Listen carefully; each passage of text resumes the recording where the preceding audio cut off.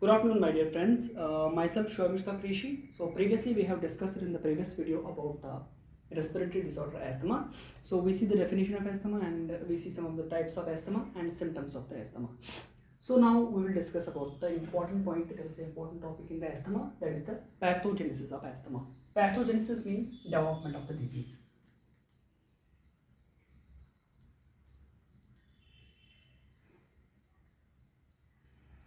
So it means development of the disease. So in this video lecture we will see the how the pathogenesis means how the asthma is going to be developed from exposure to some triggers such as dust, such as pollutants, air pollutants such as fumes, chemicals or any other triggers. So when we expose to those things up to the symptoms will arise. So we are going to see the development of disease, that is pathogenesis. So in this, if we see at the first, so in a diagrammatically way, I will show you what happens in these things. So in the pathogenesis, so first of all, the trigger exposure.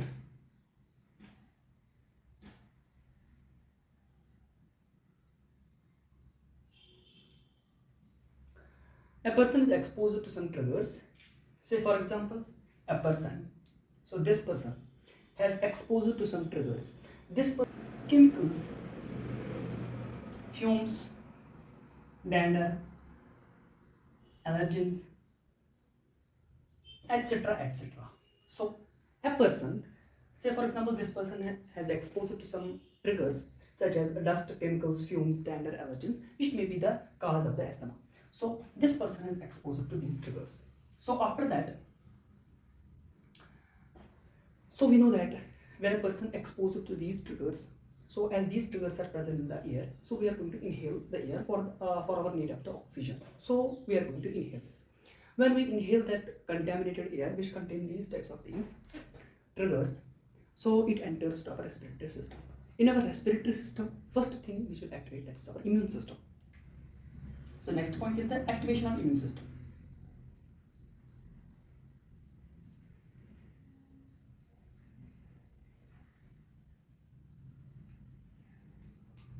So our immune system gets activated. In the immune system, dendritic cells.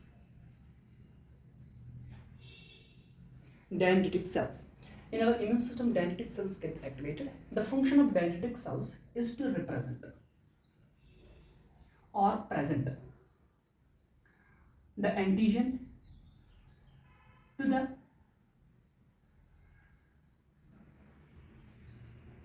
immune system. That is a specific type of cell. So these dendritic cells have the function to represent or present the antigens to the immune system. Because whatever the antigen which is coming from outside, which we are going to inhale, so our immune system didn't recognize that antigen easily. So the middleman is a dendritic cell. So when the antigen enters into our body, the dendritic cells get activated, and the dendritic cells will take all the information from this antigen and it will show all this information to the immune system. In the immune system, we see a specific type of cell, T helper 2 cells. That is Th2 cells. In the symbol we can say that it will show this information to this T helper 2 cells. So after this, these T helper 2 cells then got the information from this antigen. So this is the trigger. So after that, these antigens will release these T helper 2 cells will release the cytokines. So there are different types of cytokines. So here it's going to release specifically IL-4, IL-5 and IL-13. So these types of antigens is going to be released by this helper T helper 2 cells. So when these antigens, when these cytokines are released, so these cytokines tends to production, and so this will lead to production and sensitization. Production and sensitization of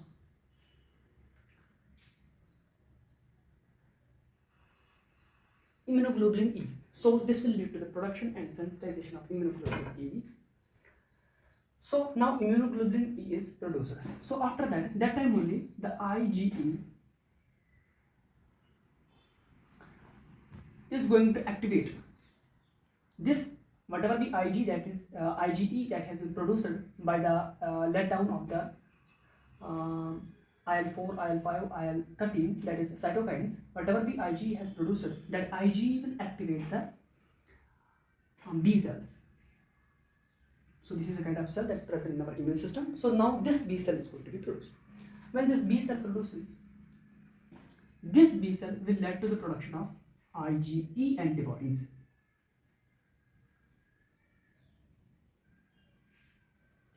This IgE antibody when produced, this IgE antibody will be combined with the mast cells.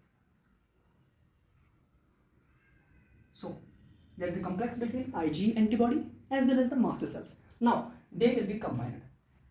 When they will be combined, so this combination led to the antigen reactivation. So when these IgE antibodies as well as the mast cells are combined together, so they will lead to the antigen reactivation. Now antigen reactivation takes place. So due to this antigen reactivation,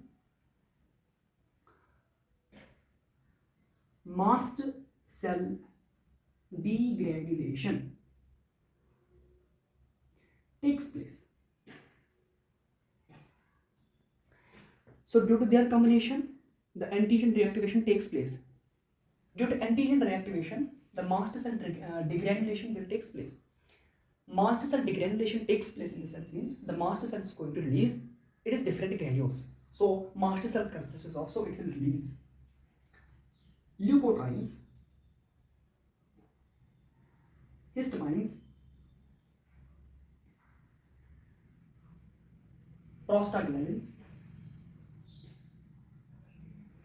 So this is going to release these granules from the mast cell. The mast cell degranulation takes place and the mast cell will release the leukotrienes, histamines and prostaglandins. So when these things will produce, these things we know already that histamines, leukotrienes and prostaglandins act as the inflammatory mediators. So these inflammatory mediators will lead to the inflammation.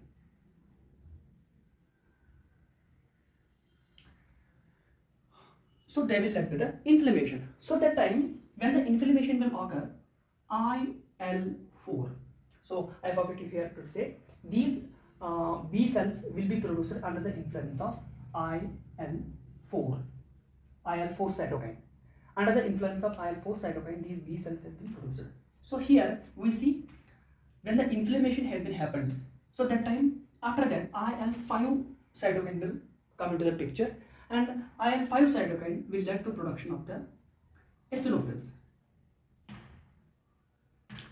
So this IL-5 will come to the picture and this will lead to the formation of eosinophils. Here neutrophils should be produced, but in place of neutrophils, eosinophils has been produced. When eosinophils produce, so here the eosinophils tend to release the toxic proteins. So we see here the toxic proteins has been produced. The toxic proteins are going to damage the lung airways. Damage airways. So when the IL-5 led to the production of eosinophils, eosinophils now release the toxic proteins. These toxic proteins enter into our respiratory system and these toxic proteins can damage our airways. So when our airways are damaged, so anything in our body, so we know that about the concept of homeostasis. When anything changes in our body takes place which is not in favor of our body, so our body always tends to maintain the equilibrium, means it tends to resist the change. That is called the homeostasis. So the process in which any change occurring to our body due to our external environment or internal environment to maintain the equilibrium condition in the body as that of the first. What was the first? So to maintain the same thing which is better for the body is the homeostasis. Now damage has been happened to our airways. Now our body will tend to retain its original position. So now what happens? The remodeling will take place. Remodeling of airways takes place. The remodeling of airways will take place. During the remodeling, so there will be the production, there will be the activation of goblet cells in our respiratory tract. In the respiratory tract, the goblet cells will be activated and the goblet cells work is to release the mucus. Now mucous membrane. Now mucus will be produced. When the mucus has been produced, so more and more, so due to the damage of the airways, so during the damage of the airways, we see that vasoconstriction occurs. So here I forgot to say that. So during the damage of the airways, vasoconstriction occurs. And this is better for the remodeling purpose, because during the remodeling, the vasoconstriction should be there. The mucus should not be go out of the body, other body parts through the circulation. So that's why the bronchoconstriction takes place that time. When the bronchoconstriction takes bronchoconstriction, vasoconstriction, not bronchoconstriction. When the bronchoconstriction takes place, means the mucus, whatever mucus is released, so that will be stuck inside the respiratory tract only. And when the mucus will be released, so the secretion will be the hyper. So hypermucus secretion. When hypermucus secretion will be there, in the airways we see the surface of the airways or layers of the airways, this mucous membrane will form its own layer called the mucous membrane around the walls. So now there is a mucous membrane layer there. So we see after that, due to this layer formation, so this layer formation is called the subepithelial fibrosis. Now another condition happens due to this mucus layer formation in the airways. This condition called subepithelial fibrosis. When the subepithelial fibrosis occurs in our respiratory tract, or we can say that directly airways or lungs, so that time we see the symptoms. So I say already, from the exposure to the triggers to the evaluation of the symptoms is actually the pathogenesis. So here the pathogenesis is completed. Now the symptoms will arise. So now you can say by your own what will be the symptom. First of all, you can see the bronchoconstriction will be there. When the bronchoconstriction will be there, so you see the chest tightness. First thing, chest tightness, because during the bronchoconstriction you are not being able to take the oxygen or remove the carbon dioxide easily and comfortably. So there is no ease and comfort that time. So that's the chest tightness and bronchoconstriction. Next, more mucus production will be there. So when more mucus production will be there, the sputum will be more and the color of the sputum will be different and the pH also different. So it affects this whole respiratory tract also, because the mucous membrane and the mucus is released more, the sputum will be also more, and the wheezing sound will be more, because so at the night time during the comfortable position and the lay down position, the mucus will be enter into different tracts, so it's tend to enter out. So that time the person want to take a breath, so during he want to take a breath, a wheezing sound will come out. So that's due to the vasoconstriction, means bronchoconstriction of the bronchioles, and the mucus trapped inside the bronchioles, and the oxygen carrying capacity of those bronchioles or those alveoli is reduced, so that the person is having the high heart rate, because the oxygen demand is less. The heart needs more oxygen and the filtered oxygen, so that's not been acquired. So that's why those symptoms will arise. So this is the pathogenesis, whole pathogenesis of this asthma. So within some time, so fastly we will see this pathogenesis. So what happens in the pathogenesis? Development of the disease, means how the asthma is going to be developed. So in this, first of all, due to the trigger exposure, that is dust, chemicals, fumes, or any other triggers, when a person is exposed to these triggers, it enters our body. Our immune system activates, and especially the dendritic cells is going to be activated. Dendritic cells represent or present this antigen to the immune system, especially the T helper 2 cells. Then these T helper 2 cells will release the cytokines such as IL-4, IL-5 and IL-13.